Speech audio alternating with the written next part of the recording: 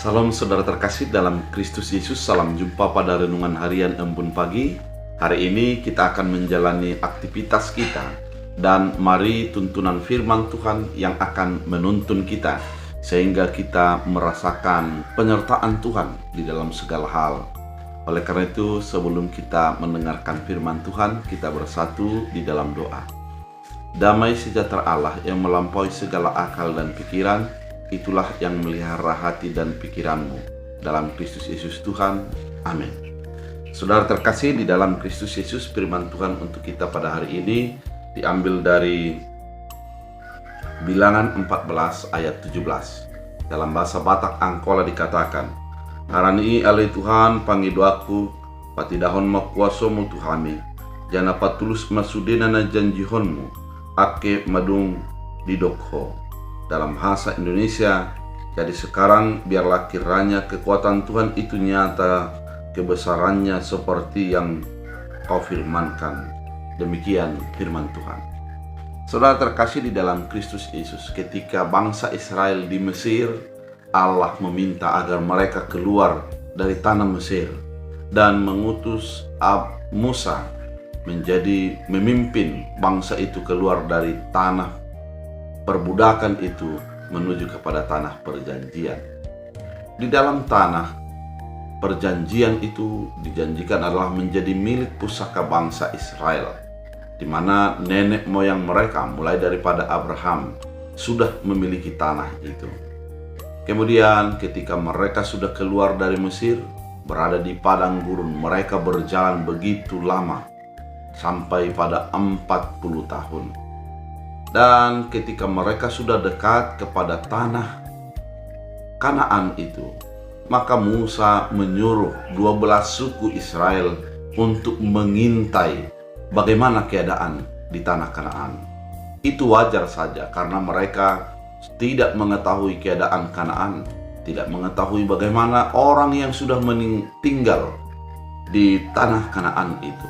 Kemudian masuklah ke 12 suku itu dan melihat keadaan tanah Kanaan yang dijanjikan Allah itu. Ketika para pengintai kembali, maka mereka memberikan sebuah deskripsi yang begitu menakutkan terhadap tanah Kanaan. Tanah Kanaan dikatakan mereka adalah bangsa yang sangat besar-besar, tinggi seperti raksasa, kemudian memakan manusia yang lemah. Dan ada juga ungkapan-ungkapan bahwa jumlah mereka begitu banyak yang tidak mungkin untuk dikalahkan oleh bangsa Israel. Keadaan ini menjadi menakutkan bagi bangsa itu, yang menjadikan mereka memberontak, menjadikan mereka marah, mengatakan kepada Musa, "Berarti engkau membawa kami ke sini agar kami mati di tempat ini." Oleh karena itu, mereka berniat untuk membunuh Musa dan juga Harun dan orang-orang yang memimpin mereka. Kemudian pada saat itu Joshua dan Kaleb mengatakan yang berbeda. Mereka mengatakan mereka memang besar, tapi Tuhan menyertai kita dan kita akan menjadi diselamatkan. Keadaan yang begitu menegangkan itu menjadikan Tuhan hadir berupa awan di kemah dan mengatakan kepada Musa bahwa bangsa itu akan dimusnahkan oleh Tuhan di dalam tanah, yaitu di dalam perjalanan mereka itu. Saudara terkasih di dalam Kristus Yesus, tapi Musa mengatakan, "Ya Tuhan, janganlah, karena apabila engkau memusnahkan mereka, maka bagaimana kata orang Mesir bahwa Tuhan memanggil mereka untuk dimusnahkan." Keadaan ini mengubah hati Allah, karena Allah adalah panjang sabar dan penuh kasih setia. Kemudian Musa mengatakan bahwa tunjukkanlah janjimu kepada kami seperti apa yang sudah engkau katakan sebelumnya. Dan inilah yang menjadi firman Tuhan kali ini di dalam renungan kita pada hari ini.